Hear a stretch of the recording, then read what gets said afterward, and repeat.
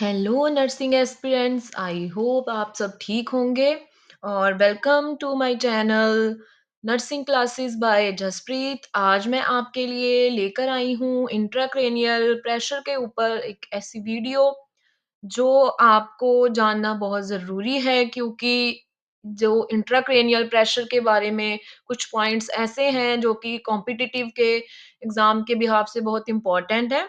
तो I hope कि आप इन पॉइंट्स को देखेंगे और आप अपने जो कॉम्पिटिटिव एग्ज़ाम के लिए तैयारी कर रहे हैं, उसमें ये हेल्पफुल होंगे। सो चलिए आइए चलते हैं कि हम इंट्राक्रेनियल प्रेशर के बारे में कौन-सी ऐसी चीज़ें हैं, जो आपको पता होनी चाहिए। हमारा इंट्राक्रेनियल प्रेशर जो है होता है, वो एक प्रेशर होता है जो कि एक्सर्ट किया जाता है किसके द्वारा? ब्रेन के द्वारा, ब्लड के द्वारा और सेरेब्रोस्पाइनल फ्लूइड के द्वारा स्कल के within. So intracranial pressure is the pressure exerted by the brain, blood and cerebrospinal fluid within the skull, जिसकी की नॉर्मल वैल्यू जो होती है वो होती है 7 टू 15 mm ऑफ Hg।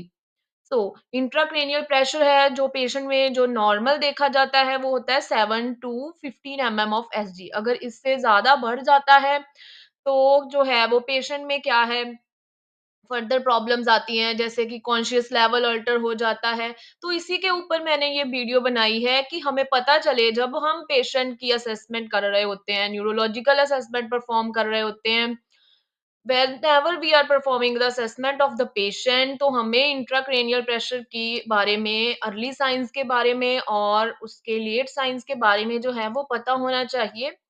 तो चलिए आइए हम पहले देखते हैं कि इंट्राक्रेनियल प्रेशर राइज करने के बाद जो अर्ली साइंस आते हैं वो कौन से हैं।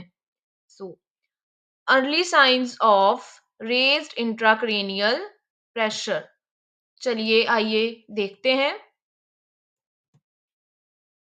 इसमें जो फर्स्ट हमारा साइन है that is the Altered level of consciousness, जिसकी एग्जांपल्स हैं पेशेंट में कंफ्यूजन देखने को मिलता है, एजिटेशन देखने को मिलती है और पेशेंट में जो है वो रेस्टलेसनेस भी है वो देखने को मिल सकती है।